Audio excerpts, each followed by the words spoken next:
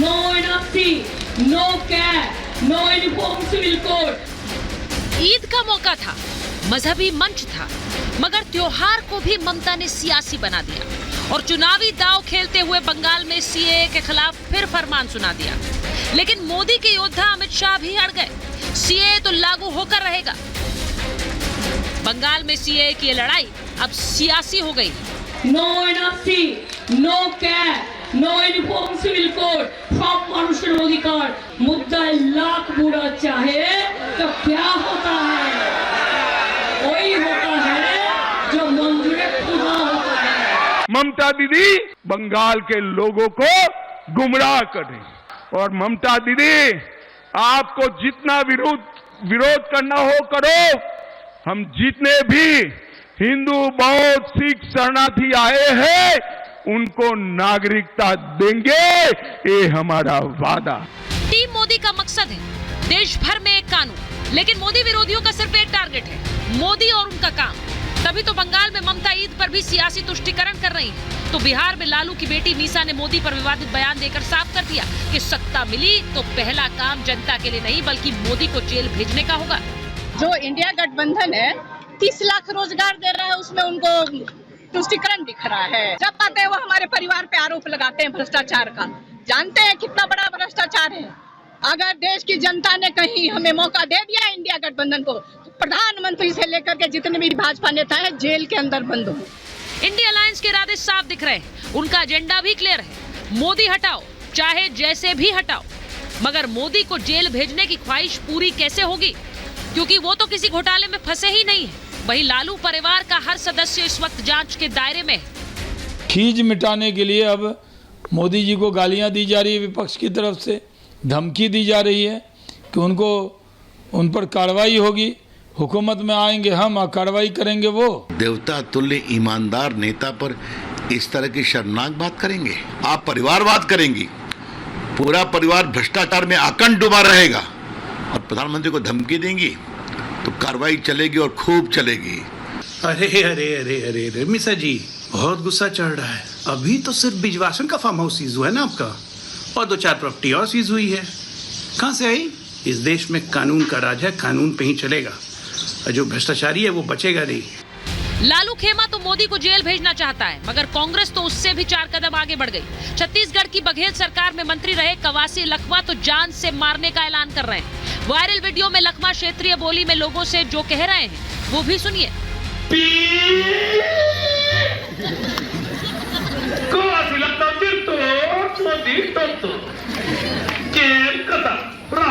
देश चाहता है कि आतंकवादी मरे, देश चाहता है कि इस देश पर हमला करने वाले मरे, लेकिन विपक्ष कांग्रेस इस हद तक आया। विरोधी की ये भाषा क्या उनकी हताशा है? मोदी को 400 पार जाते देख क्या विपक्ष बौखला गया है? वो मोदी से जीत नहीं पा रहे हैं तो अब जेल में डालने और जान से मारने पर उतारूं। 4 जून को जनता ही इसका जवाब देगी। हमारे साथ बीजेपी की राष्ट्रीय प्रवक्ता शाजिया इल्मी जी हैं। हमारे साथ वरिष्ठ पत्रकार हर्षवर्धन त्रिपाठी जी जुड़ रहे हैं। कंचना यादव आरजेडी की प्रवक्ता स्टूडियो में हमारे साथ हैं। वरुण पुरोहित जी कांग्रेस के नेता हैं और संजय सरकार जी टीएमसी के नेता हैं। और संजय जी आज ऐसा लग रहा है कोई विरोध प्रदर्शन कर रहे हैं, काली पट्टी आप सर पर बांध कर आए हैं संजय जी। तो मैं पहले तो शुरुआत फिर मैं ऐसे में आप ही के साथ कर लेती हूँ संजय जी। आज मंच सियासी था, मंच ईद का था, दोनों में से क्या था? क्योंकि ईद पे शुभकामनाएं हो रही थी लेकिन संदेश तो सियासी दे रही थी, no CA, no NRC, no UCC, लागू नहीं होने दूंगी। संजय जी, सबसे पहले तो हम ये बताने चाहते हैं कल अमित शाह जो जिस तरफ से बुनियादपुर दक्षिण दिनाजपुर में जो बयान दिया है उसको खिलाफ हम आज बोलेंगे। क्या बोलेंगे? बोले वहां का जो वोटर है और तृणमूल को जो कार्यकर्ता है सीएए और एनआईए के लेके बोला है टीएमसी को कार्यकर्ता को उल्टा करके पैर के अंदर लटका के पीटा जाएंगे, उसको सीधा कर जाएंगे। जब असंवैधानिक बात करते हैं अमित शाह जी तब हम इस तरफ से विरोध करेंगे। नंबर 2 कहा था जो दंगा करेंगे, तो क्या टीएमसी दंगा कर रही है वहां? आपने अपने पर क्यों ले लिया? उल्टा उन्होंने कहा जो दंगा करेगा उसे उल्टा लटका देंगे, उल्टा करके पीटा जाएंगे। तो दंगा कौन कर रहा है? टीएमसी कर रही है क्या? अंग्रेज के समय में भी नहीं होता था, वो अंग्रेज के समय में जो अत्याचार होता था वही अत्याचार ये अमित शाह करने चाहता है, असंवैधानिक रूप से। उन्होंने टीएमसी का नाम लिया क्या? उसको खिलाफ ये विरोध मेरा जारी रहेंगे। नहीं, आप विरोध करिए। उन्होंने टीएमसी का नाम लिया, उन्होंने कहा दंगा करने वाले। अगर दंगा करने वाले आप मान रहे हैं टीएमसी है तो फिर चुनाव नहीं, सुनिए, नंबर दो सुनिए ना, आप सुनिए ना। नंबर 2, चुनाव आयोग को पास में जो आपको तूफान पीड़ित हुआ था, 1600 मकान टूटा गया था, टूट गया था, जिसको अब अनाथ होकर रहा है। हाँ। कोई ये सेंटर में है, उसको लिए चुनाव आयोग को लेटर लिखा जाता है, उसका कुछ परमिशन नहीं जाता। 1600 आदमी को घर टूटे हुए हैं, वो भी बंगाल विरोधी हैं। एक निर्वाचन आयोग भी बंगाल विरोध है। नंबर 3 में आपको संजय जी सवाल तो सुन लीजिए मेरा।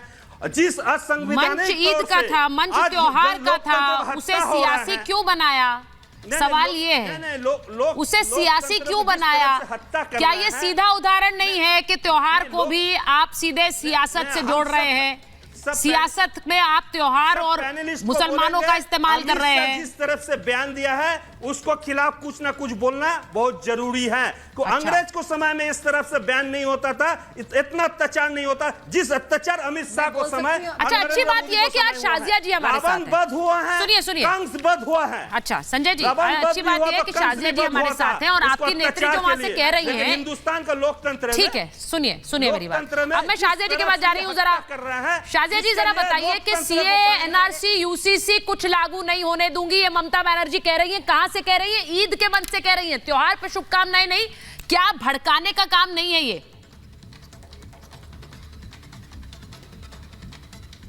बिल्कुल। सबसे पहले हम भाई साहब को ईद मुबारक भी कहेंगे और उनसे कहेंगे कि थोड़े संयम और धैर्य से, सब्र तहम्मुल से वो काम लें तो ज्यादा बेहतर होगा।